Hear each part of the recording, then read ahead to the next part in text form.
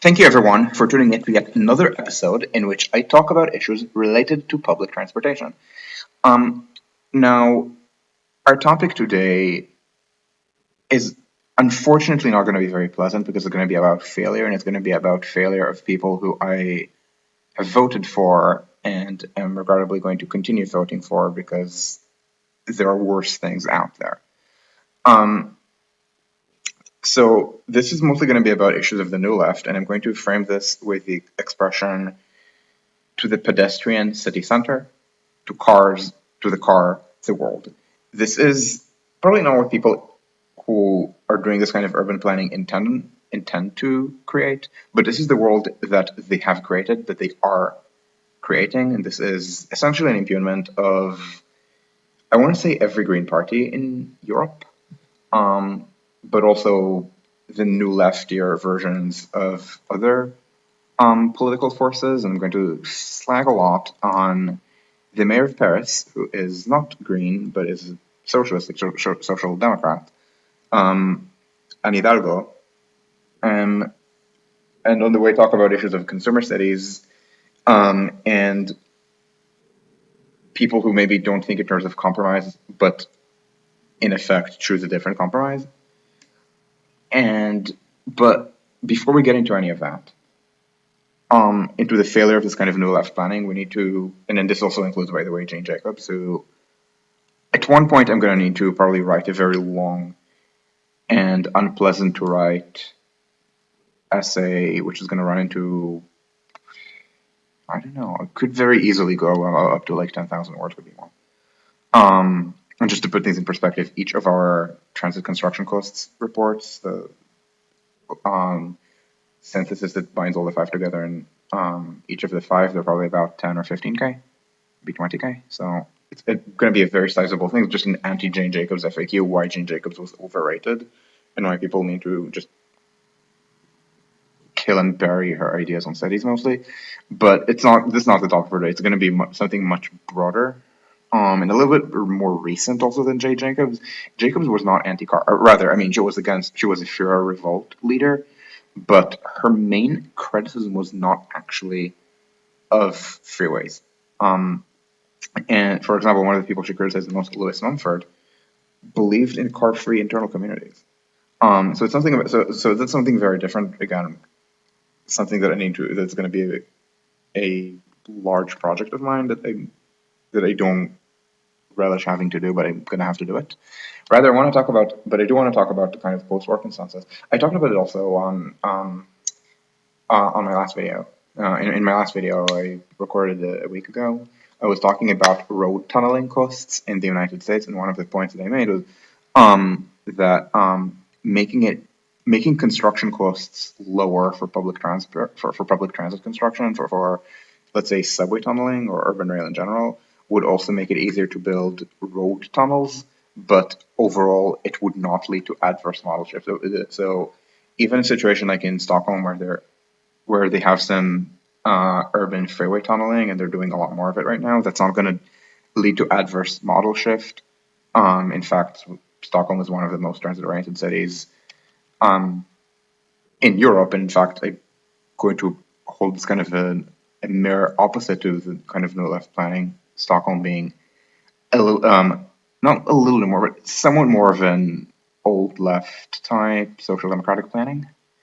Um, but let's start with it with kind of background. So the background is this kind of post-war consensus of just building more and bigger infrastructure, which is lots of urban renewal, big buildings, freeways, of course, parking, but also trains. And this is, and it's also the trains part may be a little bit more in Europe than in the United States, um, but I believe post-war Paris actually spends most of its capital planning, like most of its capital money on roads, not trains. Um, it's just it needs to be understood as kind of, I don't know, reaction to a certain social issue, which is that there's a big social democratic consciousness, which in Western Europe is expressed in various social democratic parties, go by various names, like the Socialists in France, Social Democrats here, Labour in Britain. In the United States, it didn't quite have a name, mostly because FDR used the term liberal to describe his own generally social democratic policy. Plus, it was never one coherent party. You could at most call it the liberal faction of the Democratic Party. It would not use progressive. They did not ID as progressive in the 60s. They said liberal. Nowadays, I think maybe liberal sounds a little older fashioned and less kind of in your face left wing in America than progressive. But all of the kind of squishy centrist, center left types were like in on kind of this on a kind of social democrat, the social democracy idea, unless specifically they were Southern racists, or Dixiecrats in general, and the Dixiecrats and the Republicans, I think, always had a majority. So the so the point is that so this starts in the United States because the United States still today is wealthier than Western Europe, but in the middle of the 20th century, this was a very big gap. So starting in, let's say, the 1910s and 20s in the United States, rich people abandoned the cities. Now, there aren't a lot of rich people. So if you look at, okay, I'm hovering on Paris right now, but if you look at New York City, 1925, for example, there's a lot of wealth in that city now. Obviously, a lot of poverty, and it's very well-known poverty because New York is by far the largest city in the United States then as today. Um, and yet, New York State in that era is also by hefty margin the richest of the states in the United States. I think I never remember the ranking because the data that I know how to access only goes back to the 60s. So I'm basing this on memory of other people, of what other people have explained to me. That I think in 1930, I think the ranking goes New York, then California, then either Illinois or Massachusetts. I never remember.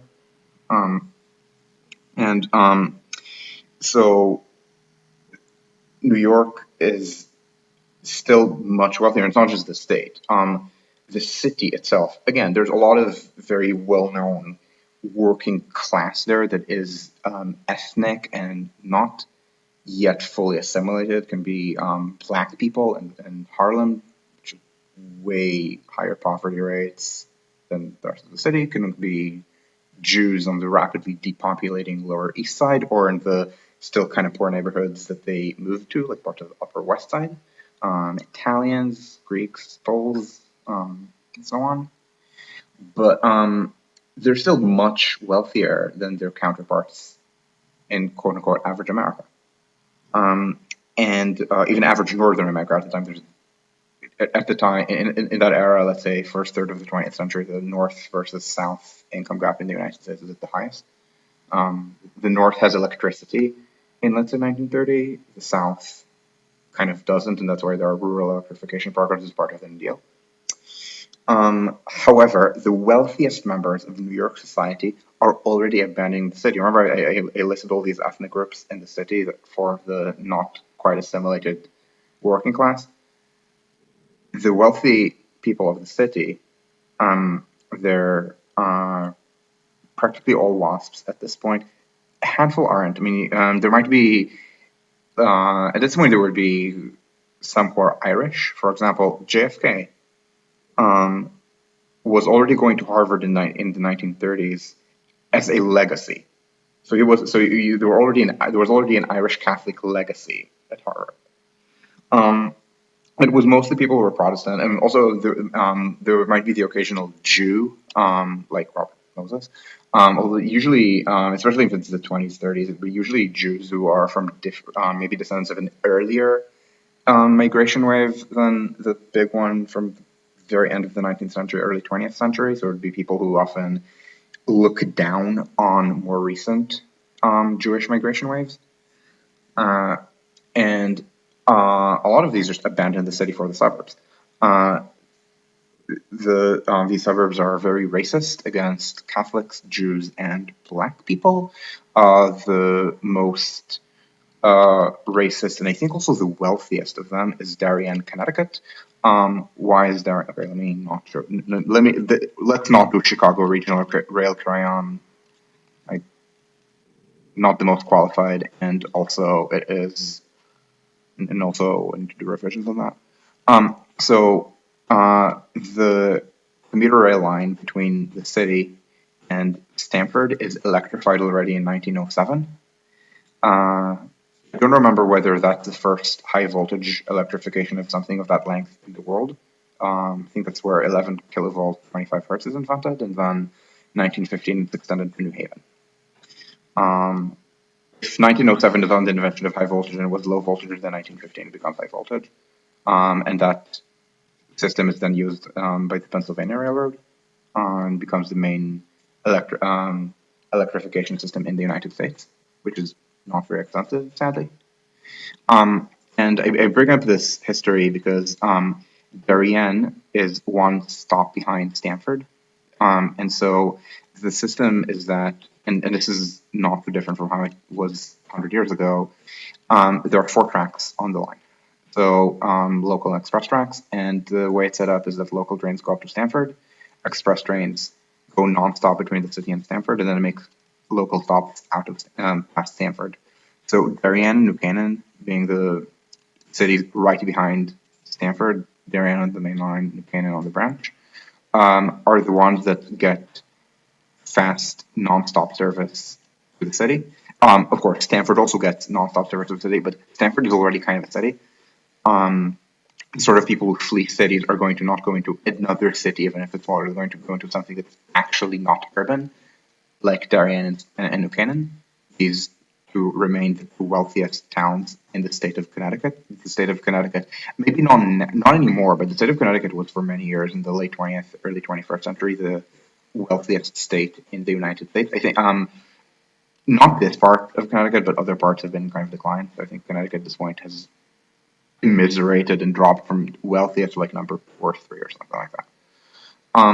But the or number 4, but so these are the most desirable suburbs. Already they start filling in the 1910s and 20s with people who flee the Hebrews and the Papists. This is even before there are enough black people in the city for them to flee, although they're also racist against black people. Darien was and kind of still is the sundown town. As they never tire of reminding people, the other really wealthy, really white suburbs in Canada, the one that filled in behind Darien when the upper middle class moving into them was maybe more Jewish or Catholic, look down on Darien for being this racist. And so it's understood already by the 1930s that there's this, what we today would call social justice, and then kind of melding the American sense of social justice is like more maybe a racial or gender issue, and the European or Israeli understanding of social justice is something more economic. And also, or what we also might call today equity issue, with the fact that previously planning, urban planning, education, lots of these kinds of services were done by municipalities, and it was fine. But at this point, there's already geographic sorting with the wealthiest members of society moving away from the cities. This is in the 1930s. It's 2 generations after the Brookline annexation attempt, where Boston failed to annex a developing neighborhood called Brookline, which you can kind of say is outside the city, remains outside the city because essentially it was wealthy enough it didn't want to pay taxes to a city full of Irish people. And the and it was understood there would need to be some kind of regional planning, some way of building, for example, roads, but also other facilities, parks, less healthcare and education. These were not at the time considered as important facets of regional planning, but things that would actually benefit the entire region, because the roads get you between places. You can't plan them very locally. So there was this idea of egalitarian regional planning emerging in the 30s. This probably is the most. It probably has its heyday, maybe 1939 or 40, so just before the U.S. enters World War II. All of this is paused during the war, and then the problem is this comes out, like when you talk about how to do regional planning in a way that distributes resources equitably and makes sure that poor people also have access to things. non-poor people kind of look down on poor people, and of course they have a very strong, well, high class have a very strong uh, ideological legitimizing force for their looking down on the poor if it's 1945 and onward, which is anti-communism. Anything that's an act of socialism is obviously the enemy of the United States, and likewise the enemy of Western Europe in this mentality. And so there's a backlash of people who don't want central planning or regional planning, but still want to be able to drive into the cities. And I'm actually going to check this. U.S. vehicles per capita history. Let me see if we can find this. Because I know there's a graph of American growth, of the growth in America. Okay, yeah, this one. Pretty sure I already clicked this. So, okay. This is where you can see vehicles per capita in American history. At this point, there's already in the 20s already. Given, I mean, there are some two-car households, but not that many. So probably around this time, I don't know, probably about half of American households own a car, and it is rising, but it is not universal at all until let's say the 60s maybe, and poor people are less likely to own cars. So this egalitarian regional planning would also include public transportation. And by the way, even American cities, again, thought of all this stuff as socialist claptrap, um, it built trains as well as cars, as well as roads. New York City um, actually spent a lot of money on its subway system in the post-war era. This money that it spent barely created any changes that are visible on the map, mostly because of very high construction costs. Second Avenue subway um, was projected at the time to cost, I think in today's money would be $300 or $350 million per kilometer, which means New York City had construction costs in the 1940s that are higher than, or slightly higher than German and French construction costs are today. And German and French construction costs today are sadly not low. But for example, it lengthened the train, so it actually expanded the platforms, or it built transfer stations, or it expanded the system at a few strategic points. Like it added and spent 50 years doing so, added a fourth tunnel between Manhattan and Queens. It kind of rationalized the way that trains from southern Brooklyn were entering Manhattan. So there was work being done. Even in New York, which had the most car crazed, racist, reactionary highways are in Robert Moses. Now, in Europe, first of all, social democracy is much stronger in Western Europe than in the United States. In this era, we're talking 50s and 60s, even when social democrats are almost never in power. Now, in Sweden, they are. Sweden has social democratic domination in this era. The other Nordics don't, but they have periodic uh, cabinets that are all left in Norway and in Denmark, which I don't think happens elsewhere in Europe, maybe in Britain with Labour, but Finland at this point, Finland has never had an all left majority government. So that, by which I mean a majority government, a majority led by the Social Democrats, in which the left parties had a parliamentary majority. In Germany, the only time this ever happened in history was under Schröder, which we prefer not to talk about, given Schröder. Netherlands and Belgium never had it. They've had social democratic prime ministers, but they were always center to center right elements within the coalition. Britain had Labour. France did have an all left government under Mitterrand, but but by that point the post-war consensus was gone, and quite a lot of what Mitterrand did was just left IDPOL. Not all of it, but quite a lot of it. And in Italy, in this era, literally every government is run by the Christian Democrats. So this is not, and yet there's still much more of a social democracy than in the United States. A stronger social welfare system is developed. This is why I believe that every single European democracy has less inequality than the United States. I know this is true about Western Europe. I'm forgetting. I think it's also true in Eastern Europe, but I'm not 100% sure. Um, so there's a reason for this, and the reason is, like I said, stronger social democracy, stronger social state.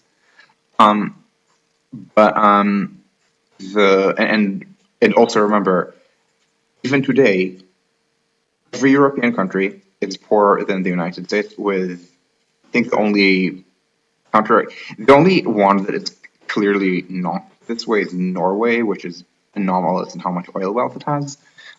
Maybe Luxembourg, but Luxembourg. I mean, how the hell do you measure Luxembourg income full of commuters from surrounding countries? Ireland has higher GDP per capita, but most of it is just corporate profits that don't go to people who live in Ireland or are Irish. Um, but actually, maybe Switzerland might be richer than the United States. I'm not sure. But certainly in the 50s and 60s, Europe is much poorer than the United States. And it's just converging. And so we're more equal for the most part. Big gap in inequality opens up a little bit later, but still there's inequality there. And much more of Europe's wealth is public rather than private. The expression by John Galbraith is for the United States is public squalor and private wealth. So this means in practice, it means that in practice, European wealth is less likely to be held in private consumer goods like cars, big houses, appliances, which some of the Americans still know today about Europe. Europeans live in smaller houses or apartments than do Americans. Lower car ownership, smaller cars. The United States is all SUVs at this point. Europe is almost entirely sedans. SUVs are only starting to enter Europe at scale, mostly places in Germany that are essentially run by motorheads, high Bavaria. And so, so much more of it is like public transport is infrastructure, often for the poor, but also the idea is that the poor will then stop being poor, either through becoming richer by themselves or through the government redistributing income their way, and they're going to get cars. Um, and so this is kind of post-war consensus. Uh, Today, it's likely to be the policy of social democratic parties, for example, in Germany. So more cars, like more highways, but also more trains for intercity travel and so on. And of course, the cities are to be transformed by urban renewal. And this doesn't actually work very well because it turns out that cars are kind of crap. And in New York, New York is the one that's best known because of, again, size, but also the power brokers specific to New York, to the point that often people uh, assume that certain special features of New York urban renewal, again, under Robert Moses, who was unusually racist and reactionary about many things, were general American urban renewal features. For example, in Boston, the urban renewal czar was much more actually progressive, and yet the same destruction of neighborhoods happened. And so this really needs to be thought of as, I don't know, thesis, antithesis, synthesis. So I was giving the thesis of egalitarian, socially minded regional planning. The antithesis is the suburbs want to remain to keep hoarding resources. The synthesis is that there would be regional planning for urban renewal, but it would not be social or egalitarian. This is what happened in New York. And again, this didn't work. Robert Moses, for example, was developmental. He, for example, actually played a positive role in trying to delay the city from adopting a much more restrictive zoning code. They wanted to do this in the 50s with the support of one big city developer, Fred Trump, and no other big developer, and therefore they kept trumpeting how Fred Trump supports this. This was adopted in 61. Moses again opposed that. Moses also believed in he saw that there were massive numbers of people dying in car crashes in the United States. Because it was the motorhead, his proposed solution was to institute a strict speed limit and enforce it. Today, we understand that if you build a road for 130 kilometers an hour and tell people to drive 100, they're going to drive 130. They might even not be much safer driving 100 if they fall asleep from the boredom while driving 100 as opposed to 130. So today we would understand that the road needs to be to cue people to drive 100, not 130 if it's a highway, or if it's a city road to drive 50, not 70, or maybe 30, not 50. So, for example, narrower lanes, kind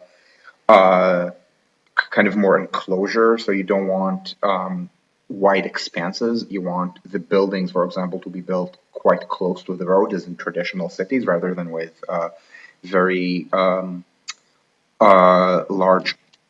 setbacks. I'm actually going to show you some Berlin examples, not because Berlin is notable, but just because in Berlin, because I live there, I know where these examples are. So it's going to be easy. So this is an example of post-war, what we would call cars and trains planning. Except this is East Berlin. This was specifically the main street of East Berlin. For a while, it was called Stalinallee, and until desalinization. And you might notice that there's massive setback between, especially on the north side, between the road and the buildings. This is on purpose. This is how roads were planned in the 1950s and 60s. It feels like a highway. It feels like a highway, and there's a lot, and it's quite noisy unless you're behind the trees, and often the sidewalk is not fully contiguous on the side. And you need to walk on grass. Um, and yeah, this is post-war urban planning. It is kind of a shit show. And so the Robert Moses idea would be to build streets like this and housing projects like this. Of course, housing projects that are racially segregated. Again, Robert Moses was genuinely very racist. There in New York, I would build housing projects that were not just for very poor people. They were also quite middle class projects in New York. Remain kind of middle class, like Sci-Town. Sci-Town was the segregated white only one, and the and again, roads like this, but they would have speed limits. Except again, today we understand that we need to not build roads like this because they cue drivers to speed. And if you want safer streets, you need to do more traditional roads and just find any Berlin neighborhood that is relatively intact. Actually, probably Prenzlauer is the best example. Um, yeah, people aren't going to speed on a road like this. It doesn't. This road cues drivers to slow down, and this is essentially what we understand today. But again, I'm talking about the post-war mentality. I don't think a lot of people understood that. Certainly not Robert fucking Moses. He would not understand that. What's the small difference from what you saw? Yeah. You mean about standard of living? Yeah, yeah. Yeah, but I mean, Paris is very wealthy, and also, I'm talking about the post-war difference. Essentially, by the 1980s, the U.S. Western Europe income difference is essentially just boils down to differences in hours worked. By 1990, about when Eurosclerosis starts, most of Western Europe has caught up to American GDP per hour worked, which is also why there has not been any convergence of incomes within the United States, Western Europe, Japan since about 1980. Japan is permanently somewhat less productive because essentially they have European production levels and American working hours, just bad business culture, which is only very slowly being reformed. And Western Europe is just 6 weeks paid vacation. Um, and so, and just generally better work-life balance. Um, and so and so this is the post-war mentality, one where it's just building big things, these big housing projects, roads through cities, big streets, big arterial streets. Berlin is a really good example of how this was done in areas that were just devastated by the war and rebuilt in a more modern style. And again, this didn't work. I mean, there was this idea that, oh, the city would be more accessible by car. But guess what? You can build a road like that. You can build freeways. You can build all the fucking freeways that Robert Moses and his ilk wanted to build in New York, like the Lower Manhattan Expressway that was not built due to the neighbor. Essentially, the issue with the Lower Manhattan Expressway, and this is going to go into T.J. Jacobs' FAQ. The reason it was not built is, I mean, yes, there were freeway revolts, but the reason the freeway revolts succeeded, um, and this is not my invention. Other people will tell you the same thing. Um, this neighborhood was already pretty rich. Maybe not Soho, but certainly the village, so right north of Soho, was already middle class in the 50s.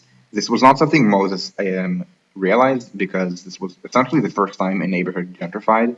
The idea at the time was that neighborhoods would only decline, they only got better if there was top down urban renewal efforts. For example, the construction of Lincoln Center was involved in evicting poor people from this area and then replacing them with middle class. As it happens, in the era, Jewish incomes rise rapidly, and this kind of builds the Upper West Side as the wealthy neighborhood that it is today. And the idea that this would ever happen without this kind of intervention was unknown because it hadn't happened in Moses' youth, so assumed it could still not happen, and this neighborhood was still kind of crummy. It wasn't. It was actually very wealthy and very well organized. This is why they succeeded in making sure this area would not be built, whereas, let's say, poor people in the Bronx could not prevent the contemporary Cross-Bronx Expressway from being built. And this is going to go into my critique, and I highlight this because the issue of local empowerment is why this kind of new left counter that I'm about to describe failed as well. But as post-war planning fails, why does it fail? Because you can build all the fairways you want. It's going to be easier to drive to, let's say, central Jersey than it is to drive to New York City. There's nothing you can do about this, okay? You can, I don't know, evacuate all of New York City, I don't know, nuke all the buildings and then rebuild it like a suburb, and then, yeah, okay, but then you just literally destroyed the city. I mean, you need extreme levels of deurbanization to get it to be easy to drive through the city. Um, and the result is that all these cities keep building all these freeways. I mean, maybe New York stops earlier because of this organized freeway revolt, but other cities that don't do that, um, they lose population, they depopulate, people leave them. And it's always people who have the ability to leave. It's not people being displaced.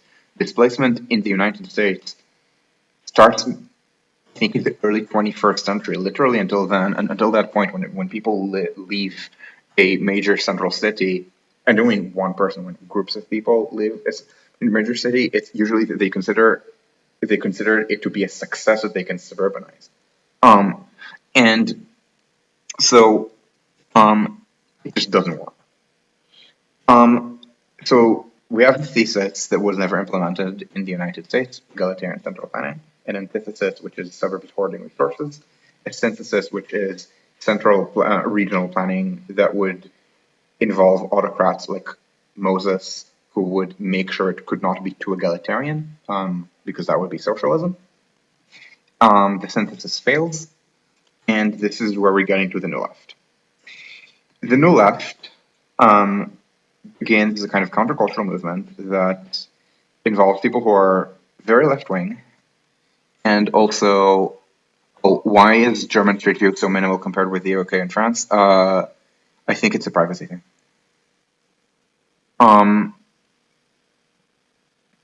But I think Germany actually tried to like regulate the Google Earth fans away, mostly because they were capturing a lot of sensitive information about people. Early Google Earth, early Google Street View would show you license plates, would show you recognizable faces of people walking into places. So this is why Germany lacks this, because privacy protection. So at any rate, So the point is that this new left is a bunch of people. Hello, streamer. Can you tell me why it takes 10 hours to get from Sicily to Rome? Um, I presume that you're not. Actually, Flair, I don't know where you're starting in Sicily. Um, the issue is that they have not built a bridge between the mainland and Sicily. They have perennial plans to do so. It's just billions of euros going into an extremely poor part of Italy, with a kind of weak business case for doing so. So you need to, I think, I don't know, maybe take a ferry or something. Yeah, oh, from Catania, yeah. So you end up needing to take a ferry to the mainland, and it's not very well coordinated. And then, yeah, once you're on the mainland, you're on the train, and maybe the trains, certainly once you get to Napoli, the trains are going to be really fast. But before you get to, but I don't remember how far the high-speed trains extend past Napoli, but when they don't, they're pretty slow. And yeah, I mean, remember, this is like the absolutely poorest part of Italy. It's poor. Yeah, okay, it's richer than where you're it's richer than where you're from, but that doesn't say much. Um, so anyway, so the point is that you have this kind of so in the 60s, you get this kind of new left movement, which is usually pretty radical. It's based on understanding of, let's say, civil rights issues in the United States, uh, decolonization around here, not literally here, West Germany, but Western Europe in general, feminism, kind of this understanding that no, the Soviet Union is not actually the solution to the problem. The Soviet Union is a terrible fucking place. Uh, a high-speed rail bridge, yeah, they can build that. I mean, they're trying to build not even a high-speed rail bridge, messing a bridge. It's a plan. It's a real bridge that Italy has. It's a real bridge. You can just literally read this. They keep planning it and then keep canceling it because it is going to be a huge undertaking in, again, an extremely poor part of Italy with very little business case. Um, which so now I do want to highlight something, which is not going to be part of my criticism of the New Left. It's a criticism of something different. Um, this could be built as social policy. Oh, it's a very poor place. Let's invest in a really poor place to make it less poor. It's something that's called place-based policy, where the idea is that you invest in a poor place as opposed to poor people, and you invest in big ticket things like infrastructure. In the United States, it's people remembering successes like electrification of the rural South in the New Deal in the 1930s. Um, and unfortunately, most of these place-based programs fail. Essentially, they don't invest in poor people. They create kind of white elephant infrastructure. I don't know if this is going to be white elephant infrastructure. If it's well, it might actually succeed. I don't know this in sufficient detail to tell you this is a good project or this is a terrible project, but it keeps getting canceled in a country that actually does build a fair amount of infrastructure, and in a country where, at least from what I've seen of their other infrastructure decisions, most of their decisions are not terrible. I mean, not. I mean, there are some. Oh, that's fine. I banter with people. It's fine. Yeah, yeah. So California High Speed Rail starting in the Central Valley is an example of this place-based policy where you build infrastructure in poor areas on the idea that it serves poor people.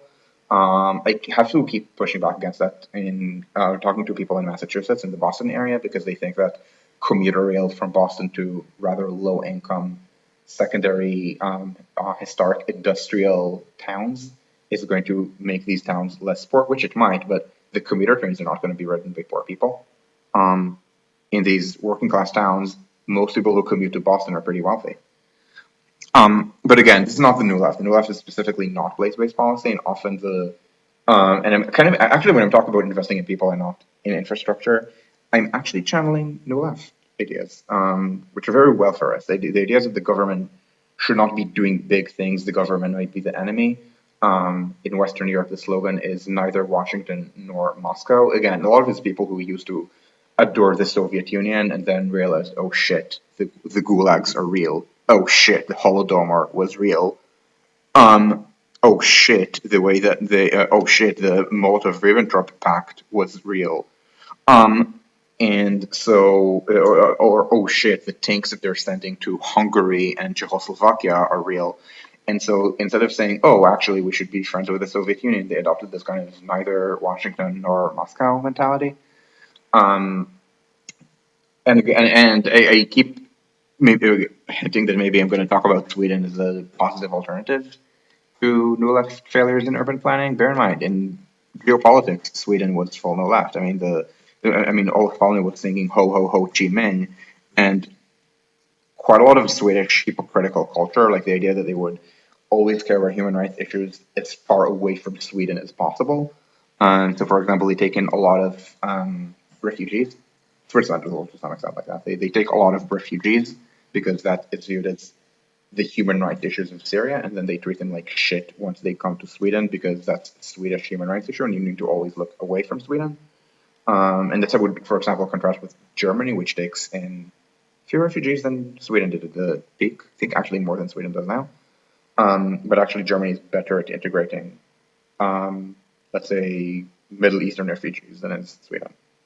Um, but anyway, there was this big neither Washington or Moscow mentality in Sweden. They tried to join the non-aligned movement. They were booted because they were a rich country, and and meanwhile they were relying on a secret security guarantee from there. So they understood that the United States is not going to invade Sweden, and the Soviet Union might. They were not dumb; they were just hypocrites. Um, and so the new left. So a really important part of the new left is the rejection of bigness.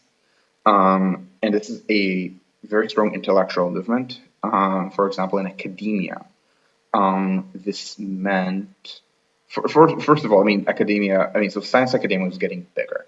Math maybe less so, math is maybe more individualized, but there's something called big science, like instead of the individual scientist inventor, there are these big labs, big collaborations with a very strict hierarchy of, I don't know, PIs, like principal investigators, and lab monkeys. Um, and there's a lot of distaste for that. Um, and it's justifiable distaste. Like, it's not a good culture. It's just kind of the only way to do lab research. Uh, we're talking 1950s and 60s. This is before, I think, generations before people think that you could actually have things like grad student unions. And in the humanities, this is really important. It's related to postmodernism, but I think probably more important from what, at least what I'm most familiar with, is history, and this is kind of the social history revolution. This may be a little later in the 60s, but the idea is that instead of studying great men and great events, um, and maybe valorizing stuff like military history, studying the big campaigns of, I don't know, Julius Caesar or Napoleon or something, you study ordinary people and their lives. This is the social history revolution. And again, because you don't want to study just big things, big events, big men, and um, and it's actually pretty successful. Social in the sense that social history is really interesting and it's really useful. Um, Looking into the past and how it relates to the present.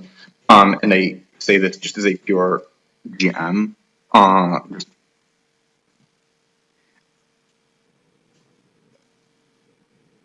oh yeah. That's I'm sorry. And I mean, for you, I mean, because I mean, you know that I'm jamming this game. I mean, reading the military history of, I don't know, the Italian wars or whatever. Why do I care? Whereas if I read about how people live, how ordinary people might live, um, in the area that I'm targeting in that campaign, so that would be Renaissance Italy, maybe Renaissance Germany and the Netherlands. Um, that's actually useful for me, like knowing things like when Christmas markets started, or what uh, crime looked like in that era, or or how the transatlantic slave trade affected Europe and not just the Americas in that era. I mean, this is maybe early 16th century, so nothing as pervasive as 18th. So it's not just random shit that's not useful for anyone, quite to the contrary, for probably the biggest way non-experts deal with the past today, I would say it's probably things like more historically rooted genre fantasy. I mean, Game of Thrones was an extremely commercially successful television show. Um, um, so social history would actually depict the kind of studies how to depict that, and um, I mean, maybe the historian that I read most about is the popular historian I read most about is Fred Devereaux. He's a military historian, but even he is like a modern military historian studying the military history through the lens of ordinary soldiers and like how they and how the ordinary soldiers of Rome related to the Roman Republic, as opposed to specific, I don't know, kind of traditional way of, I don't know, studying campaigns of the Punic Wars or something. Um, how would I rank France versus Germany and Sweden? I don't know. Um, oh yeah, exactly. Then yes, of course, yeah, definitely. But anyway, so about Germany integrating immigrants, France is in flux. I really don't know how I would rank France, and the reason is that it's France. Remember, I lived in France between uh, July 2016 and between July 2016 and February 2019. Um, I got to see the French celebration of the World Cup victory. Summer 2018, people were waving Moroccan, Algerian, and Tunisian flags to celebrate the French victory. It was an extremely diverse crowd. The stories of football hooliganism that we all grew up on from the 90s and early 2000s, they were not in evidence at all. In fact, there was a black British guy at the restaurant that I was watching the finals at. He was rooting for Croatia because, again, British. It was fine. I mean, everyone else rooted for France. But, I mean, there was no violence against them. Nothing looked violent. Uh, and the deterioration that happened within literally the span of a year because of the Gilets jaunes, to the point that this year, so 4 years later, when France beat Morocco in the semis, there were um, apparently there were gangs of marauders, and they weren't even like really like drugs of society. Like, I think some were like actual members of society. They were literally just running lynch mobs trying to find Moroccans to beat up. Um, so in France, there's been such rapid deterioration in the level of racism in the country in the span of just a few years that I don't know how I would rank it. I would say that the France that I lived in, so the 2017-18 France, I would rank almost as high as Germany. The France that I left, much less so. Um, so, ooh, cool. Yeah. Oh, yeah. So my point of the bit anyway is that studying ordinary people is part of this kind of new left mentality of rejecting bigness. Um, this is why I mean, if when I'm critiquing the new left, and you absolutely have to critique the new left, um, it's not like you critique, I don't know, anti-vax. It's not like how it's not like how you critique even the Soviet Union. It's not like how you critique Nazis, of course. There were reasons why it came, and there are good salvageable things about it. It's just with urban planning, the same things of like focusing on ordinary people, bottom-up action has not been a success. And I need to explain why. So, so people understood that the cities were becoming unlivable due to rapid increase in cars, and the cars, moreover, they were extremely polluting. To this day, cars are pretty polluting. Now in Europe in the 60s and 70s is before the oil prices, so they are not burning diesel; they're burning petrol. But it's also before catalytic converters. There's way worse pollution than today. So air pollution, noise pollution, which would only start to become recognized as like a form of pollution, I think maybe last decade, um, or maybe a little bit before, but only a little bit. But even without it being recognized, people understood that something was happening, right? I mean, the word genocide was only coined during World War II to refer to the Holocaust. There was genocide before the Holocaust. The Armenian genocide happened without the word genocide existing. People understood that this was happening. Just didn't have the word for it. It's kind of the same. And so The idea was so because the effects were worst on city centers and near center neighborhoods, this is where a lot of this anti-car activism starts. And this includes freeway revolts, so opposition to demolishing neighborhoods for freeways, opposition that um, in theory challenges the system but doesn't. So here's what I mean, and this is where I'm going to get into the critique. Jane Jacobs specifically proposes a system of neighborhood governance, which was actually implemented as something called community boards in New York. There are, I want to say, 55 of these.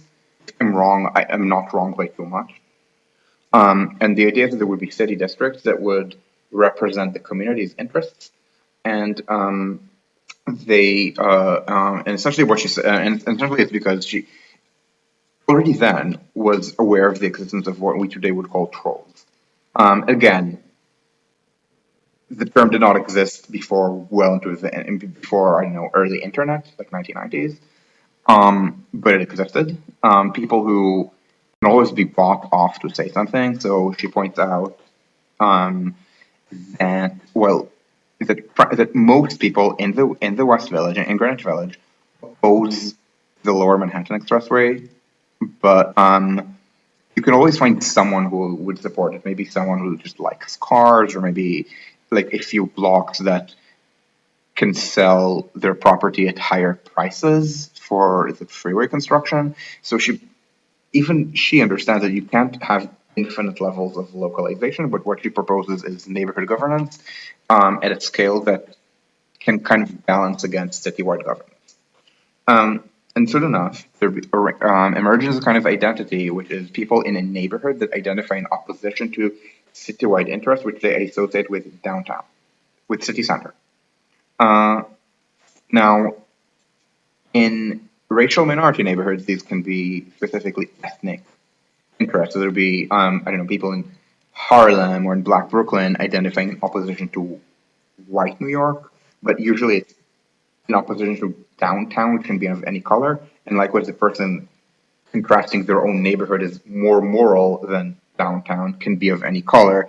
Likely, it's going to be a black person in Harlem or in definitionally in Black Brooklyn, but in let's say white neighborhoods in Queens, it would be a white person. Of course, in Europe, the same thing is going to happen without the racial aspect. In this era, we're talking 1960s. There are practically no people of color in Europe outside maybe London and Paris. And even then, I think in 1960, the UK was like 2% not white. So it was not racialized. It was just different, maybe different elites is the best way to explain what happened. And the idea is that maybe small business people understand the city very well because they live in it, they're embedded in it, they know a lot of very local people, and that's supposed to be the most moral thing, which is, it's kind of a weird left thing because usually small business were the constituency of the extreme right. And then after World War II of the new right. But the new left kind of liked them as well. Usually it's people with this kind of left-wing ideology would make them not really a good fit for right-wing causes. You see this a lot in the queer community. Actually, the queer community is extremely empowers queer people who are small business, especially small businesses sells to queers. Like the owner of the gay club, the owner of I don't know a store that sells I don't know maybe a sex positive sex store or something like that. So it's it's these types are have a lot of status in the community. In the LGBTQ community, it's people who are queer and cannot be too poor. I mean, you need.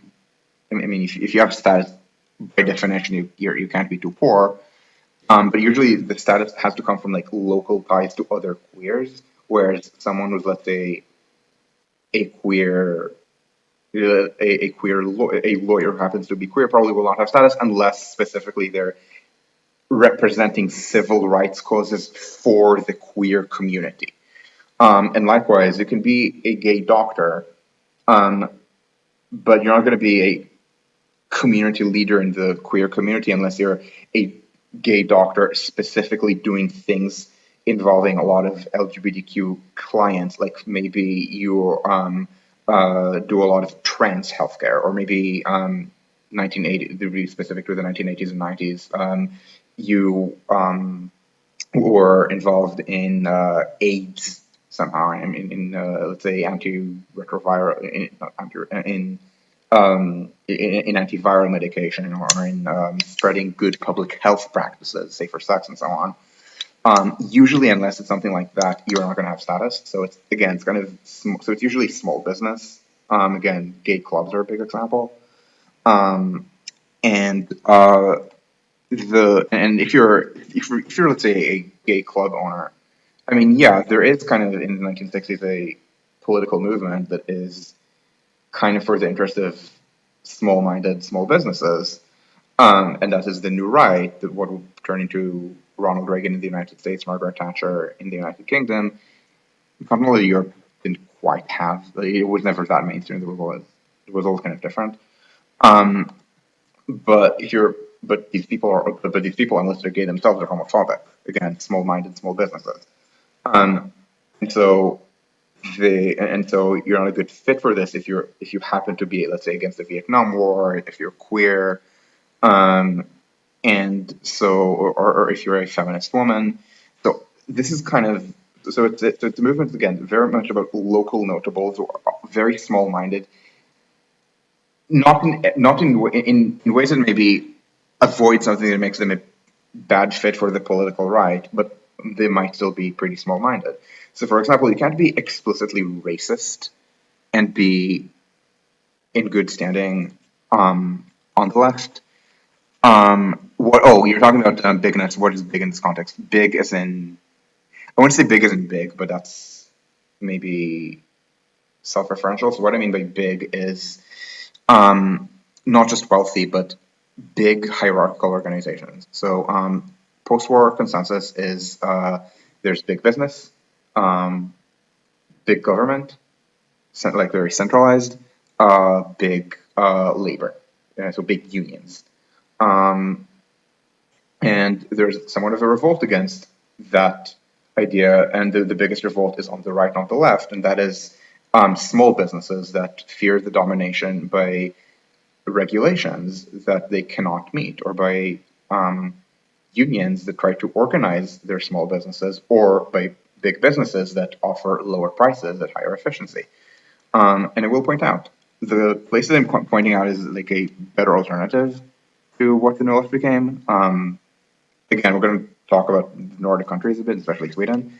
The Nordic countries are I think, the most big business dominated countries in the developed world. Like, I think in Sweden, something like I think in Sweden, 75% of working people work for a business with at least 500 employees.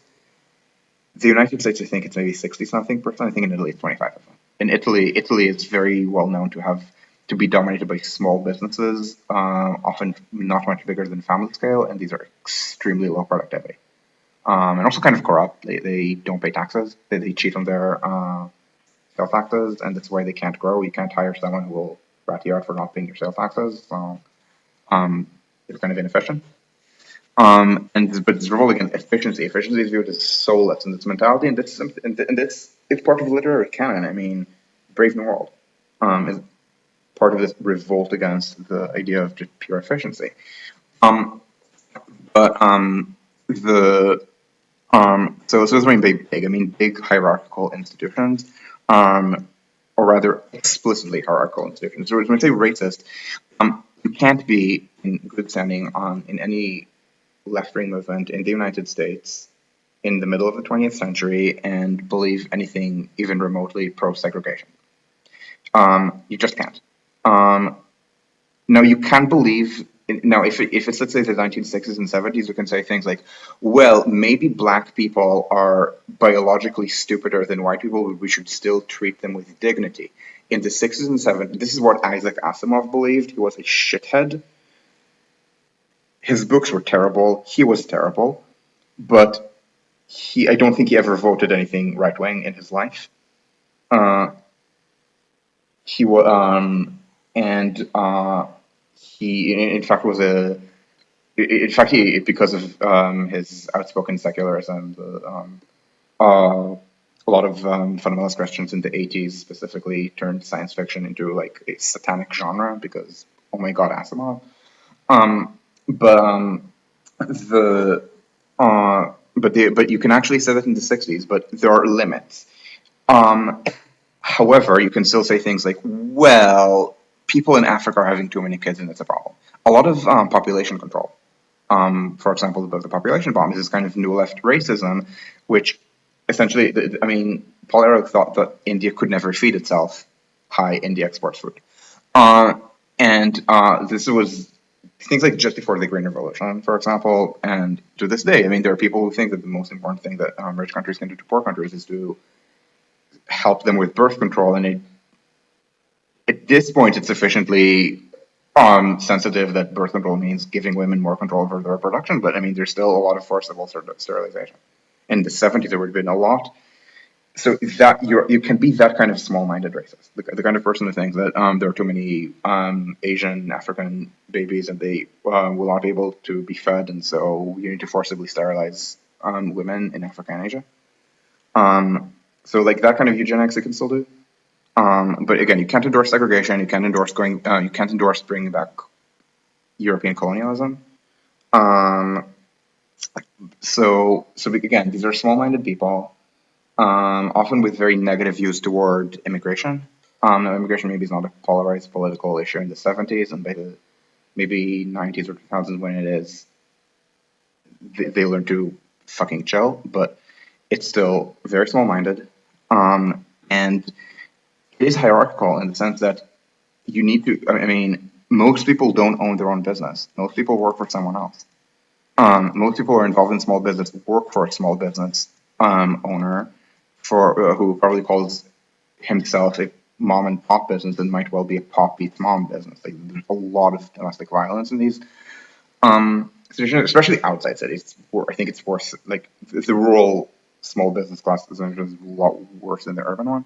But because it's all based on very local ties. As I'm giving the queer example, the queer community is not the best for this. It's just a toy example, and the reason is that queerness is almost like its own. I don't want to say ethnic group because there are also ethnic divisions among queers.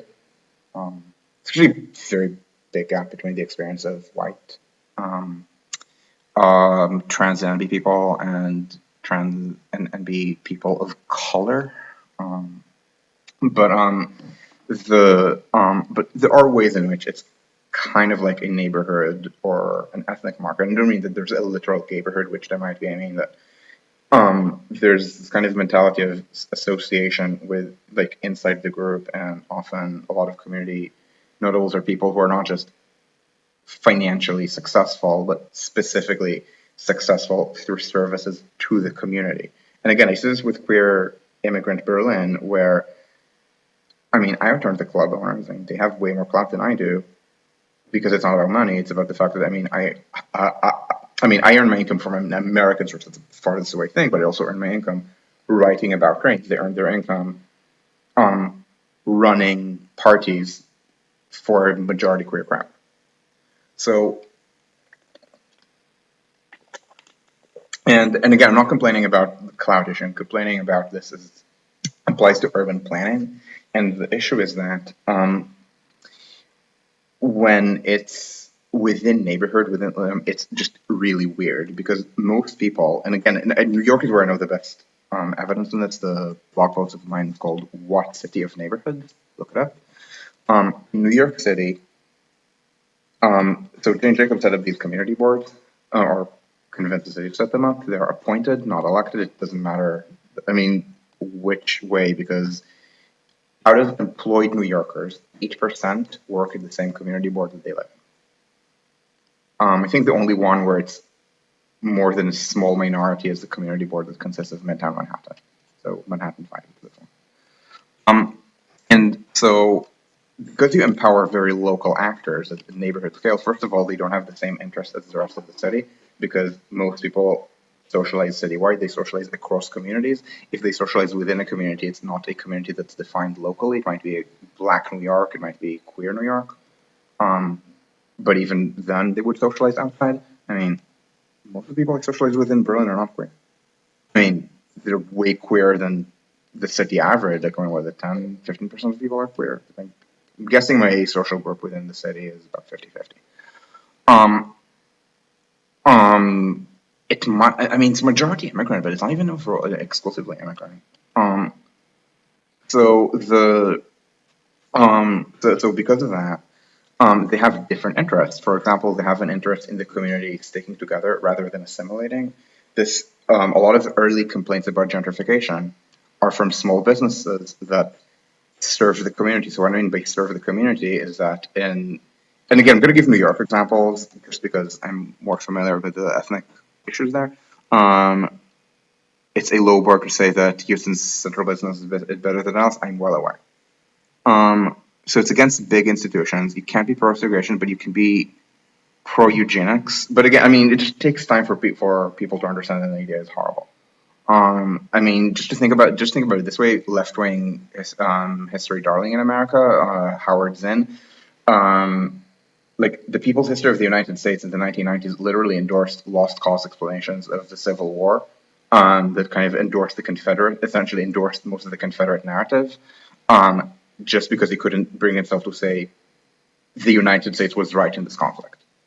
Um, Again, there's revision on this. But the point is that you can be very small-minded in the New Left. I don't just mean racist. I mean small-minded, just make shit up. Quite a lot of the New Left was anti-vax. I mean, again, you can't do this today. You couldn't even do this 15 years ago. But that was a thing in the 60s and 70s. And yes, here's my point about NIMBYism. New people in the city are not going to be in the community. They're initially, even if there's maybe if it's the same ethnic group, but even then, it's very unlikely. And quite to the contrary, the local small businesses that serve the community have an interest in the community staying together. Even then, remember, up until about 2000, everyone in an American city who leaves the city considers their life to have improved from leaving the city.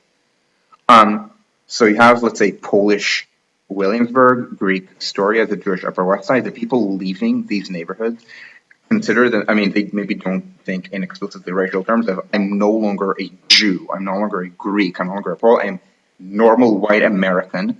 I'm probably marrying like a 1/4 Italian, 1/4 German, 1/4 Dutch, 1/8 English, 1/8 Scottish American. Um, and we're moving to where normal white Americans live, which is the suburbs. And as this happens, the neighborhood itself normalizes in the eyes of white Americans, and they move in as well. It's an exchange of populations when usually both sides view themselves to be getting better off. But the small businesses in Astoria that speak Greek, serve Greek delicacies, they lose out. So this is where you have disjunction between the interests of the people who are supposed to be the vanguard of the New Left and the actual community that they serve. And this is the first end. The second thing is small business drives more, um, and this makes them, and this has been a big tension within more recent opposition to cars. The third thing is again they're NIMBYs. I mean, more people are not. I mean, they might be patrons, but they might also be competitors. These are people who are very risk averse. Um, and so that's the first problem. It's the small business elevation. The second problem, which again, it's something that Sweden never had because Sweden, and to some extent Norway and Denmark, are just way more powerful social democracy in the 50s and 60s, and they're better off for it.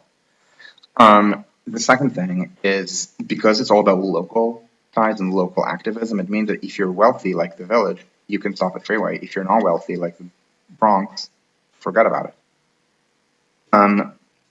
And remember the tagline that I started with, to the pedestrian city center, to the car of the world. This is where it gets into.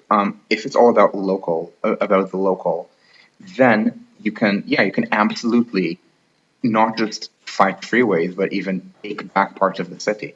You can absolutely pedestrianize things. You can set up bike lanes. The Netherlands has been amazing at that. Okay, starting in the 70s, in the 70s, they realized that the city was being choked with cars, and they set up bike lanes, set up bike infrastructure that turns the Netherlands into like a very bike-oriented country today. Or bike-oriented central cities. Right? I mean, most Dutch people own cars. Most Dutch people drive. Um, there were motorists. There were motorist riots about everything starting in the 70s. The new right was always viewed itself as very normal. Um, yeah, LA is extremely decentralized as well. Um, but anyway, the new right, something very important about the new right, which you can even see a little bit in like classical fascism, but you certainly see it in the right in the 60s and 70s. They view themselves as protectors of normality, and in the name of protecting normality, yeah, you can throw rocks and still view yourself as a law and order person. You can throw rocks at school buses if it's Boston. You can send death threats to Dutch politicians who are uh, taking lanes from cars to build pedestrian plazas and consider yourself a law-abiding citizen. You can send death threats to German politicians who are proposing to put a speed limit on the Autobahn and consider yourself law-abiding, because it's normal. And this is part of the informalization. It's a reaction against the formalization, I think, of social relations from the middle of the 20th century, because formalization, but you need to either formally define the hierarchy or throw it away, and nobody actually wants to formally define a hierarchy in which the driver is superior to the pedestrian. That's offensive. Or that in America the white is superior to the black. Even in 1930s America, that is offensive. I mean, 10 Little, even in the 1930s, 10 Little was not given its original title in America. It was called And Then There Were None. Like Agatha Christie's book. Um, in the same history, even in very racist countries today, like France and Sweden, nobody wants to actually formalize a system in which immigrants are second-class citizens. People, I mean, the racists mostly just pretend they're just gonna not have the second-class citizens anymore, and kick them all out. Um, I mean, in practice, they're instituting apartheid, but they're not saying they're instituting apartheid because, again, that would be morally repugnant. Instead, they're proposing elimination. Um, and the and so there's kind of that big backlash, and because it's local, it's always supposed to be bottom up, not top down. It can only be done in places where um, the car is already kind of inconvenient, that is city center. So to the pedestrian, you can give city center, and that's fine. But because you're not doing any kind of top-down action on this, you people in Elmira are still gonna drive. Thank you very much. Maybe they take a train to Amsterdam, but they're gonna drive everywhere else. It's kind of like American commuter suburb behavior. It's the same thing in Europe as well. Um, and this is um, so at the beginning of this, I put up the communities are afraid of the erosion of local identity, so they advocate against cars. No, it's not. So the cars are not this. This is a bit more about development. The issue with cars is different. So with cars, the advocacy against cars is mostly just because cars are an extreme nuisance in the dense city, and cars are a nuisance in proportion to your density. So they're more of a nuisance in city center, especially a commercial city center that gets many cars from elsewhere. And the problem is these people are also against commercialization, but it's something that it's an identity that can only happen in a commercial city that gets commuters from elsewhere. In purely residential areas that are not near city center and therefore cars won't pass through, nobody's going to be especially anti-car because cars are viewed as for us and not for them in the suburbs driving to our city. Um, and this gets into the two examples that I put up before I started recording. First is Paris. Paris has a mayor who, while not being a member of the New Left Party, which would be the Greens, she's a member of the Socialists, but she is a New Left mayor. She's very popular among urbanists, largely unjustifiably. Why? Um, because look at what she's doing on um, transportation. She is making the city more hostile to cars, and this is really nice. Okay, I lived in Paris through parts of the transformation, as I said. I literally got to see how when I moved to Nation, you see this little park in the middle. Um, I don't actually know when this is from, and this might actually be a pretty recent fact. But there were so many lanes of traffic here at pretty high speed that it would be very difficult to cross this roundabout and actually make it to the park in the middle. And I literally saw the change. It was pretty fast in 2017. And this was really nice. She's making the city more livable. Um, so again, we're talking about so the first problem with the new left is too much elevation of small business. Second, too local to the point that only where cars are kind of already inconvenient can they make cars less attractive. And this is actually something that maybe I should go to the other link first. This is by John Adams, who is a geographer. We especially recommend reading about risk perception. Is very good about things like cultural theory of risk. This guy. Um, I mean, John is a very common name. This is the website to look for. There was an essay that I was trying to look for before I started recording, and I couldn't find it, where he talks about how, and this maybe is from the 2000s already, when people are slowing cars with these what today would be called in Britain low traffic neighborhoods, and at the time they start doing things like 20 miles an hour, 30 kilometers an hour speed limits in city centers, where they're already very slow. Um, and Anne Hidalgo, same thing. I mean, she's declaring a certain part of central Paris forbidden to through car traffic. You can only drive there if you're going there. You can't use it as a you can't use it as like a shortcut between two places. This is the southern boundary is Saint Germain, so here. Western boundary is the end of the Louvre. Um, this area, uh, it's up until here. And again, I lived here, so it would not have helped me in any way. But more importantly, yeah, so where I lived on this giant ass street.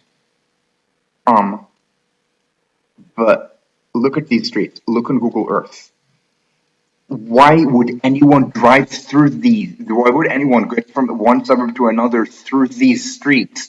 These are count lanes of traffic. This street, like Sevastopol, is. Are there two moving lanes in there? Maybe two moving lanes on the street, or three. Who the hell uses that as a through route? Saint Germain. Who the hell? I mean, Saint Germain may actually be allowed at the edge. Rivoli. This is where Metro One goes under. Rivoli is so narrow that this is why Metro One only has two tracks. I think they actually did consider express. I'm not sure. I'm not sure, but I mean, the most of the route is under things like Cour de Vincennes or Champs Elysees, very wide roads that could have been four-track subway lines like New York was building at literally the exact same time. This is the narrow. This is where it was difficult to build four tracks. Look at this street. Who the hell uses this street as a shortcut from east of Paris to west of Paris? Go around. Just go around. I mean, you don't need Anne Hidalgo to tell you to do that. I mean, the peripherique is right there, and I mean, I've seen it while walking across. I mean, not literally across it like it's a street, but like bridging over it to get to the from city to park. Um, it's not. It's a moving freeway. I'm not saying it's the fastest freeway in the world, but traffic there moves. It doesn't move here.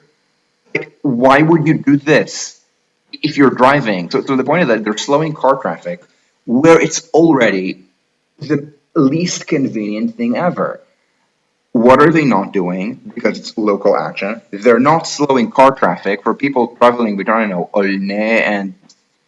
um, Aulnay and let's say Cergy. Cergy is one of these balanced towns. One of the parts of New Left planning is that you want to decentralize, that you don't want big things, big buildings, big city centers. So you want to do balance through a lot of regionalization, which in the best case, it's something like in Paris, you actually build regional centers like Cergy, like you put the skyscrapers not in the city but in La Défense, you put Massy, Esson, not Esson, something, the department, never remember his name, Evry, yeah, Evry.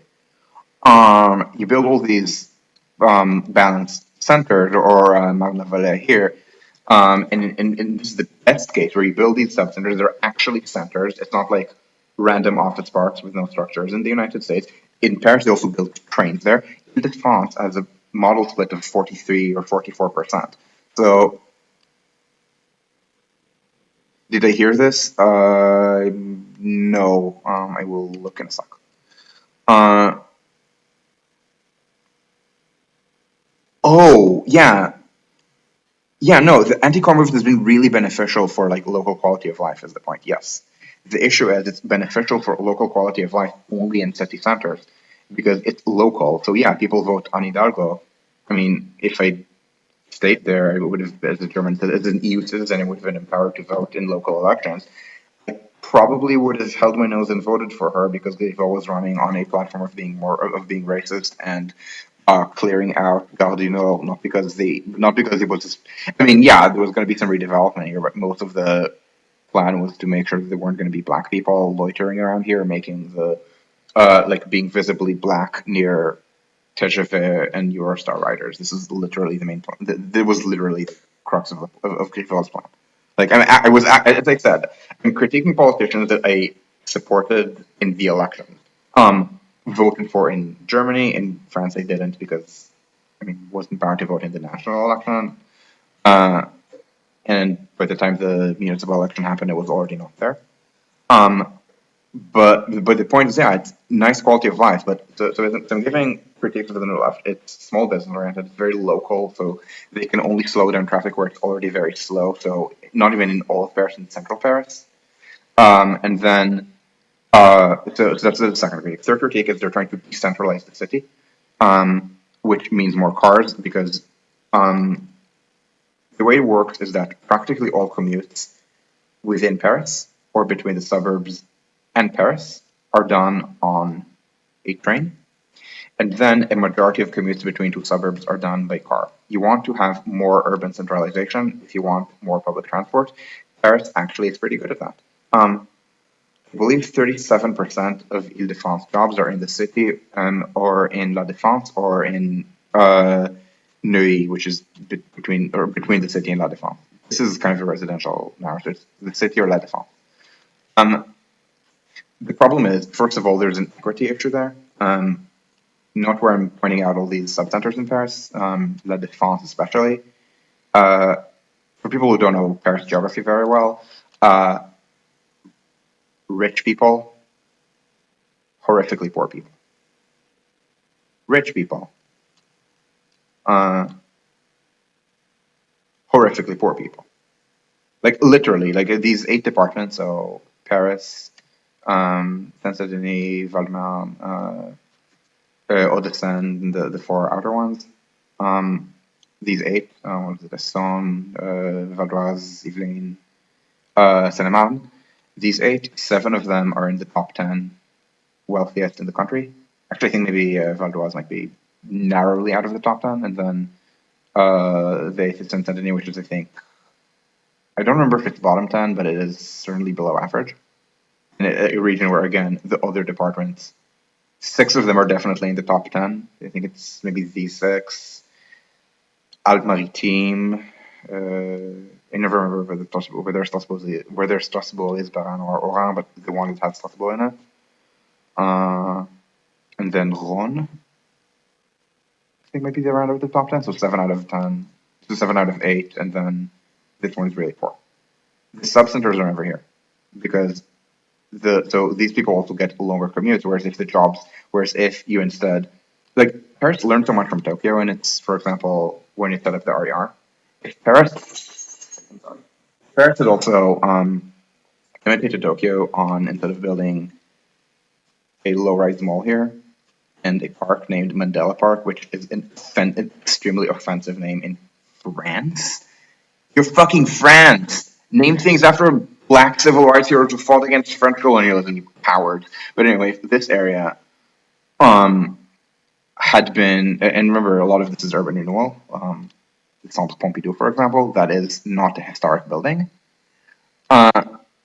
If instead of this they'd built at Tokyo density, Châtelet has 4.5 metro lines at this point. The half is because Metro 11 terminates here, the others run through. 2.5 LL lines, yeah, then Saint-Denis gets the exact same commute pain as rich people. Instead, when you let jobs drift from the city, they drift to where the rich people live. It's a big problem, especially in the United States, because there's been more job drift there away from the city. The job drift is always in the direction of rich people. Washington D.C. Washington D.C. has these is actually polycentric in the sense of having actual they're centers as opposed to just random office parks. Vegas is Tyson's Corner, this one. Um, Rich people. This one, this is not poor people. Black lower middle class people. So people who left black neighborhoods of the city, and again, their lives improved when they moved here. So I would not call it displacement.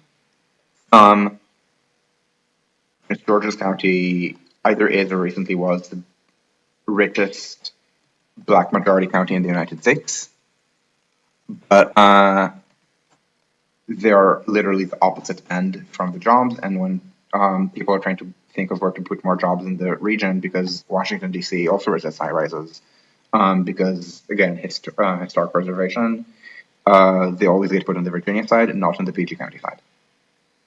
This has been a big equity problem in Washington D.C. Very well recognized. And again, same thing in Paris, where they're trying to solve it by building an orbital infrastructure. We call it the Express, Metro Lines 15 and 16, to make it easier for people in the sense that they need to get to rich people jobs. And I mean, that's a good thing that they're building, but there should be more jobs here. So, first critique, as I said, small business. Second critique, it's too local, so they're slowing cars where they're already slow, and they're not slowing cars here. Um, Third critique is they're trying to decentralize the city, and this contributes to more use of cars. Now, fourth critique is consumption versus production. And related to the topic, significant perception of environment, there would be policy decision. Yeah, okay, yeah. Yeah, it's not, yeah, exactly. It's not, I mean, it's never perfect. Like, so for example, Nation. So, for example, so the 12th is wealthier than the other Eastern Paris. I mean, still less wealthy than the rest of the city, but the 12th has more of a middle, like Nation especially is much more middle class than either the 13th or the 11th and 20th. Um, but yeah, and I think actually I think maybe Salmon is pretty well off. But I mean, Park. Uh, and yeah, so anyway, so it's consumption versus production. So it's all about making the city a nice place to live. And one of the things that drives me up the wall whenever urbanists say that is American urbanists keep saying, oh, you know what, you like your vacation in Europe because it is walkable. This is why you go vacation in Paris and not drive. Um, Here's the thing. Paris does not exist for tourists. Do tourists go to Paris? Yes. Do they contribute to the Parisian economy? Yes, and the Parisians need to stop hating on Airbnb. But tourists walk around Paris because Paris is a walkable city for local needs. Local needs are not consumptive but productive. Because if you actually made Paris drivable, you would destroy Paris. Again, there's no amount of freeway infrastructure you can build in a city like Paris or even Berlin, which is a much lower density city than Paris.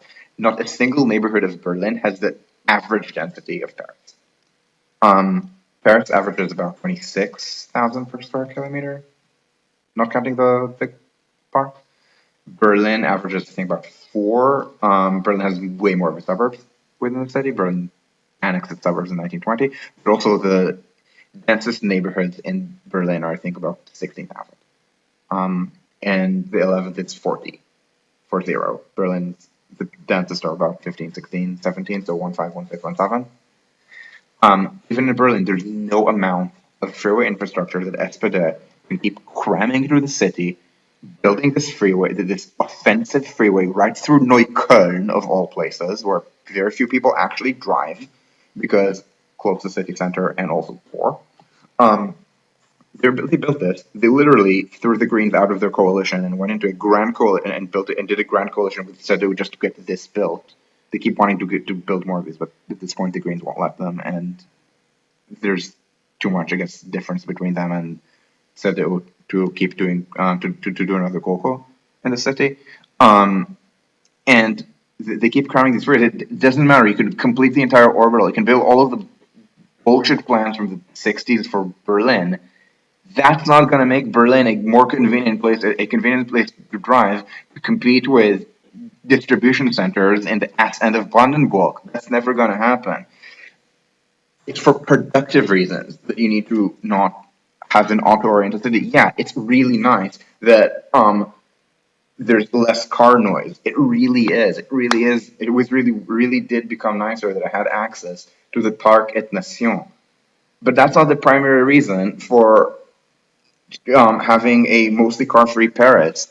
Um, and so because of this kind of production consumption issues, um, this is where you're getting to issues like the 15-minute neighborhood. The idea that you should have all of your needs within 15 minutes, which is clearly something that you think of when you don't work for a living. And again, this is kind of ties to the fact that the New Left is not a workers' movement, and I don't mean it in the sense of industrial workers with mid 20th century aesthetics. I mean, they're not a movement of tech workers either.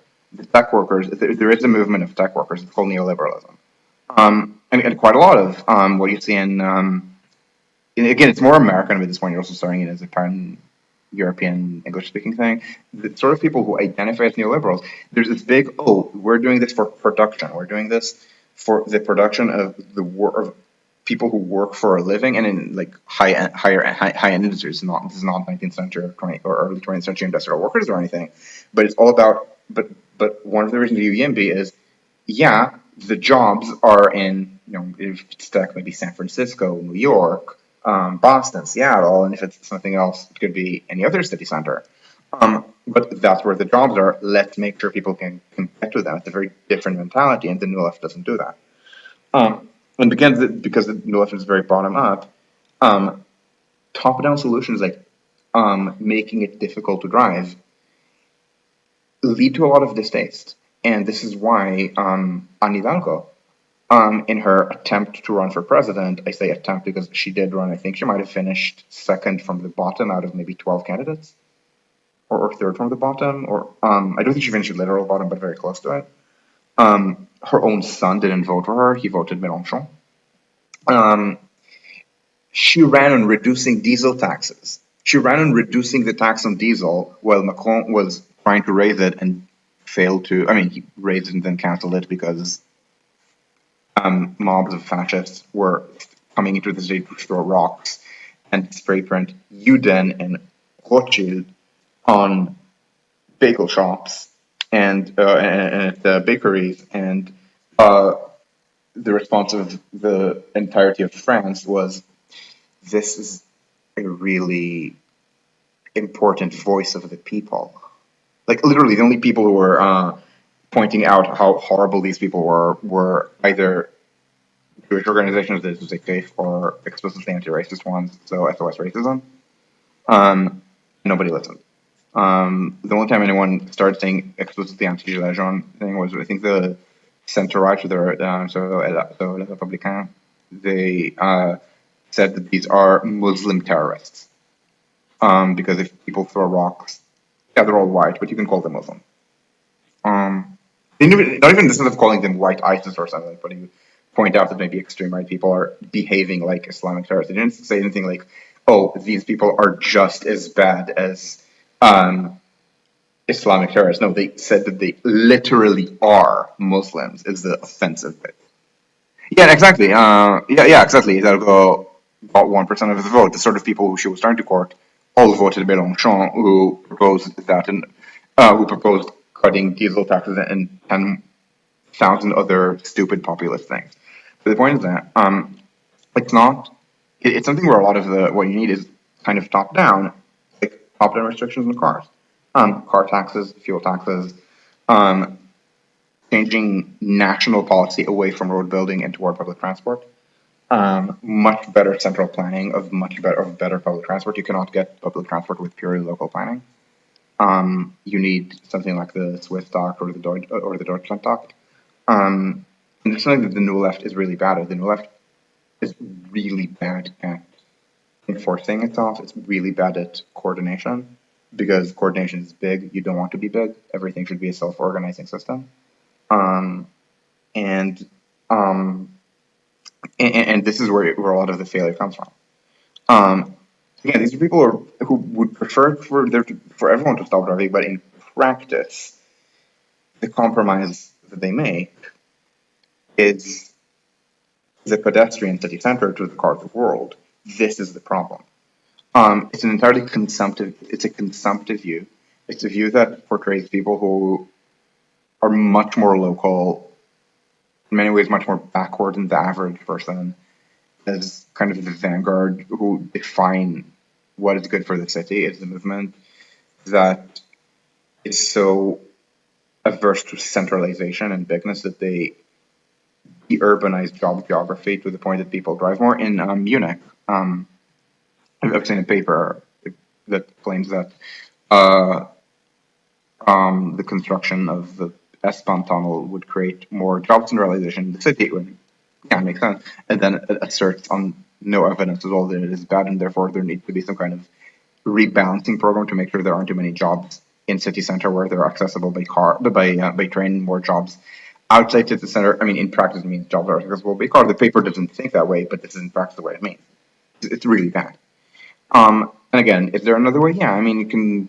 I'm not saying you should literally do that, but you should at least look into Stockholm's DOD, where they they built freeways and van, but they built modernist housing projects and stuff how they should be built. But I mean, they actually built transit-oriented development in Stockholm. They built a lot of housing in the Millennium Program, and nowadays they actually build not as much, but a fair amount of market rate housing. And they actually steer it to be transit-oriented development, and they also extend the trains there. Um, I mean, construction costs in the 60s in Sweden were extremely low. They topped. Today they're not extremely low; they're still pretty low. Certainly France should learn from them, let alone the United States. Um, so you want to build more, and this is something that Hidalgo is very terrible at. You need to be very YIMBY, and Hidalgo isn't. Very little housing is being built in Paris. And again, the 15-minute neighborhoods essentially are just for elite consumption. They aren't for people who ever have to commute for a job.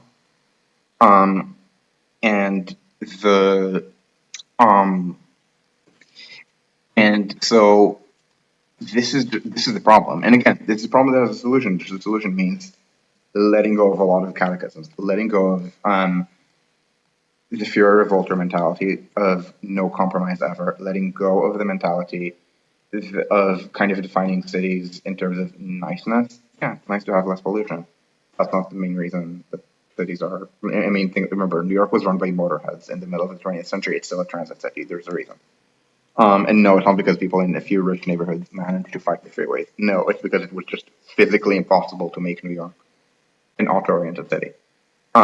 It needs to be much more pro-growth, not car growth. Not I'm not talking. I mean, fuck FDP, fuck center right ideas of growth is more cars. No, I mean growth is transit-oriented development, big trains, which is something that the Berlin Greens are terrible at. They're generally against investments in the subway and in commuter rail. They prefer trams. Part of the new left mentality is slowness. Slowness is good. The only people who want speed are cars. I literally saw not even old style new left people like boomers. I mean people younger than me at Numtots talk about how nice it is that people should be slowed down because speed is just for cars or something. The French Greens oppose high speed rail. They want to slow down the trains to 200 kilometers an hour, ensuring that more people are just going to fly. The German Greens are kind of against high speed rail construction in Germany. It's not as against it as, but they're not very much for high speed rail construction. Um, okay. You're asking about India. Given India, what should we focus on? Okay, I'm not going to talk about freight expansion because I don't know. I do know that India on the rail network the size of China or Russia has way less freight rail haulage, and I don't know why. It's not passenger interference because India has more passenger kilometers than China, but barely. In terms of okay, so first of all, India eliminate this from your lexicon. The big problem with India is that the elite in India drives to the point that they sued in Delhi. They sued saying that it was discrimination against cars to give lanes away from cars to buses. And the guy who ran the lawsuit said it's okay if a worker is late, but it's not okay if the CEO is late to work. It's like that level of entitlement. Um, and so in India is way more small businessy and local notable than, let's say, East Asia, or the Western world, and this is a big problem. India is kind of the Italy of Asia in that sense. Um, and like very small business, very local notables, family patriarchs, pop beats mom businesses, um, local elites, and they drive. And this has been a big problem. Another problem in India is that there's this planning of metro for the rich, locals for the poor. Yeah, exactly. And this is a problem with family scale businesses. Like you need to crack down so that you need to crack down. In India, there are also these labor regulations that only apply, I think, when you have 10 or more workers. So I have these businesses that cap at 9 workers. Um, so actually, quite a lot of stuff about urbanism specifically, India should just learn from Bangladesh. Bangladesh is way higher urban development levels. In Dhaka, I mean, Bangladesh is poor, but not by much, and Dhaka is developing much more than, let's say, Mumbai, like way yimbier, um, much more big business oriented. Bangladesh being ports, um, big textile factories with pretty bad safety standards, and yes, and yet Bangladesh has better levels of, let's say, life expectancy than India. There's with metro versus commuter rail. The problem is that in India, there because of the same kind of local elitism, it's like America but flipped. In America, commuter rail is for the rich, urban rail is for everyone, buses for the poor. So they plan commuter rail separately from other mass transit to the point there was a general manager of the public transport agency in Boston, the MBTA, who literally said commuter rail is not mass transit; it's its own thing.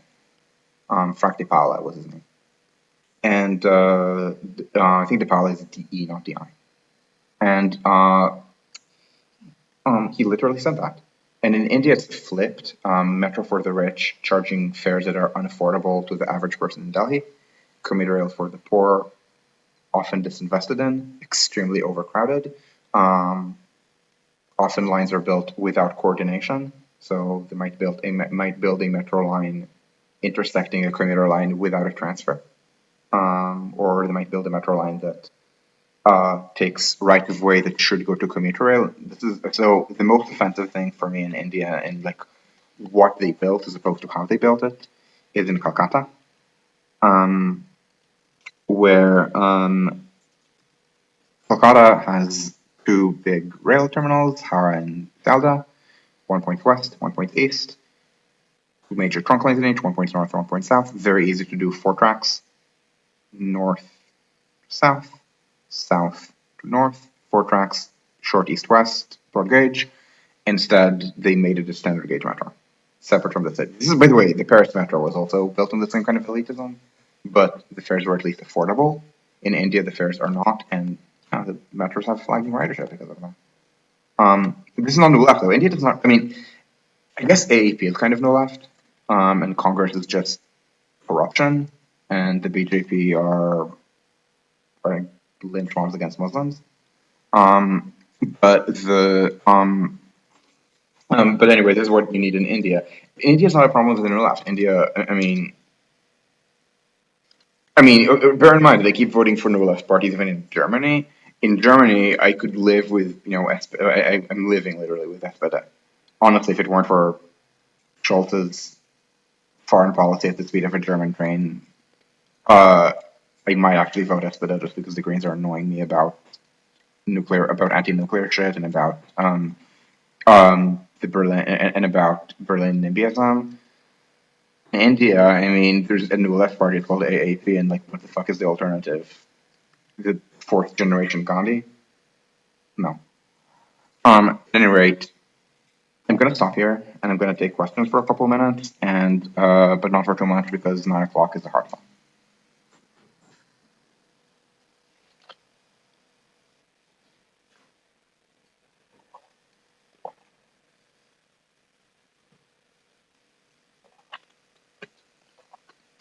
By the way, will people what about high-speed rail?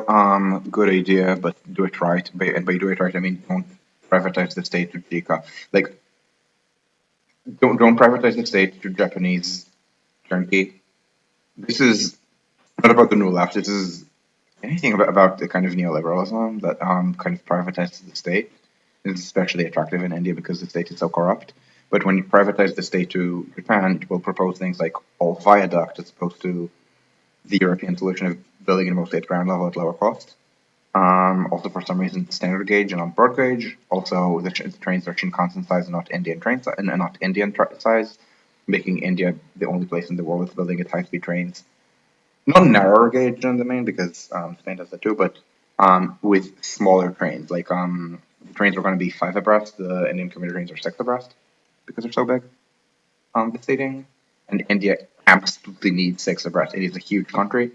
An India that's as rich as China, let alone as rich as Japan, might actually need some. Maybe not Mumbai to Ahmedabad to start in Ahmedabad, but I'm guessing Mumbai to Pune, when that gets built, might need to be 4 track. Like India is vast. How would I summarize the features of new left urban planning? I said they're not necessarily anti-car. It is not a redundant question. Not at all. Um, Many elements of new left planning are anti-car, although again, Jacobs was anti-car, but it was not the only thing to her. Um, Bear in mind, she didn't endorse pro-car points. Like Reason, she gave an interview to Reason magazine where they were trying to get her to say that there is a war on car and that Portland is terrible because of density, and she refused to essentially endorse the like Reason Koch brothers mentality on this. So the main features of new left urban planning are bottom up, slow rather than fast. In critical race theory, there's something called strong objectivity, which means to be objective, you need to have all perspectives in the room. So you need to keep looking for more and more and more and more marginalized groups that you may have missed until and just create more. And it's operationalized as just more process to the point that for some people today, the process is the point. They're no longer outcome oriented. It's process to the point that slowing down the state is considered good in itself, almost like the means justify the ends, except that the means are terrible. In the same kind of way that, let's say, there are people who enjoy torture, and getting beyond the point of saying it's effective, they just enjoy torture. The means justifying the ends, and the means are terrible. So I'm not saying this is torture, but they're saying that, but the idea that constant red tape and letting people yell at government officials is good in itself. Um, and to the point that there's this meme called the jail meme. Uh, this uh, literally what happens is people are yelling at the Parks and Rec people pro tags, and that's just viewed as so obvious to America that the only person saying that this is a bad thing and you shouldn't do that is a literal like Venezuela, it's like a literal Venezuelan military officer who is talking about how authoritarian Venezuela is. Because it literally is viewed as the only because it's viewed as a feature of democracy that people should yell at government officials if they want to remove a parking spot. So again, slow process, slow studies, slow travel, very important to know after urban planning. Um, Opposition to bigness. So this is where you're also seeing people using the expression gentle density or human scale because it's somehow inhuman to live in tall buildings. Because you see the people who live in tall buildings in, for example, Taipei. Let me see if I can get the 3D on here. Are in this view not human. It's somehow inhuman to live in, a 20-story building. Um, because I guess the only humanity is in like European city centers or something. And if I'm portraying these people as crypto racists, it's because they are crypto racist. Um, Same thing with population control. And so these are the main features. This is why they failed. Um, and again, it's possible to move on, but it means embracing bigness. It means embracing top-down action. Um, Often it's higher than national scale, like cross-border rail, which I know I've talked about a couple times in Europe, needs EU action, which is difficult because the Greens don't think that way, and the center right hates trains and or hates They're that obtrusive, and the Social Democrats at EU level are essentially just independent to the center right, unfortunately. Um, yeah, this is the problem, and again, it is solvable, but it requires letting go of a lot of what is viewed as like an important features of civil rights or something. What do we say is a logical conclusion? It just means that, as I said, to the car of the world. You don't like how Paris is built, is governed? It's fine. You move to not Paris. Very easy since not Paris builds a lot of housing and Paris doesn't. Um, this is what happens. People are just going to leave these. Like people, like resources, so people and capital do leave poorly governed places. Um, and if you don't build enough housing anywhere, yeah, rents are going to be high. Rents are going to be extremely high. What happens, and then it gets high to the point that people stop believing that it's even possible for them to ever not be high. And then they just keep arguing over affordable housing percentages and about rent control. Um, I mean, policy can stay anti-developmental for a very long time, unfortunately. Um,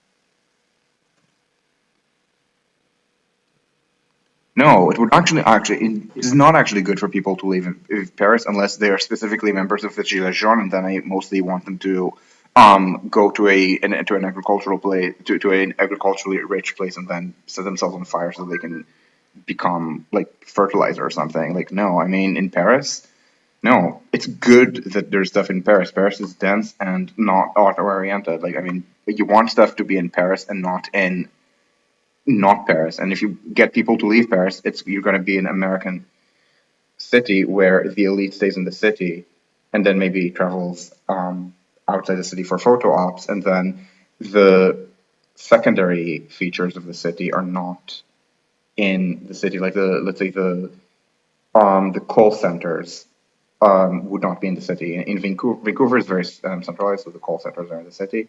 In an American city, the head office would be in city center. The call centers would be very far. It's a big problem. It's actually good. So actually, concentration is good, and this needs to be embraced. And this means a lot more commercial development in the city. And again, it makes a lot of people uncomfortable because it's very visible. It's like a very visible city province difference. Um, they even think it's a problem to solve in South Korea and Japan, where it absolutely isn't. People can just move to Korea to Seoul and Tokyo. These are, I mean, even by local standards, they're not as expensive. View them as expensive because they're more expensive than rural areas, but it's a lot easier to move to Seoul or Tokyo. People do it than it is to move to Paris, let alone to New York. And again, Paris is a way healthier housing market than New York. Lots of other great cities in France. Lots of great examples of public transit in the U.S. Midwest. Wait, what? Chicago has terrible public transit. Nobody else in the Midwest even has public transit. So the model split in Chicago is about this, and as I said, there's a hard. I'm already past my hard stop. But Chicago has the model split of Nice, um, South Bend, Indiana. Not a single metro area in the Midwest other than Chicago, and this includes South Bend. I believe I think maybe Minneapolis has the model split of like maybe some of the most auto-oriented departments, and then let's say Detroit and Cleveland have less transit usage per capita than the most auto-oriented department. I believe that I don't remember. I think the lowest the lowest public transit model split department would be like 4% or something, or 3%, and then there are places, and then the Midwest outside Chicago is like 1%, 2%. Like it's that bad. These cities are extremely hollowed out. Is the problem. Like I mean, other than a few blocks of city center, there's just no job concentration downtown. Um, and so no, I mean it's actually good that there's concentration. It means it's more accessible. Um, and yeah, it's not intuitive, but yeah, this in the same way that a big skyscraper is way greener than people living in like small houses where they don't share heating. But in a way, I do need to go. And I will see you probably not. Maybe New Year's Eve. I'm not sure. With another video. So thank you and ciao, ciao.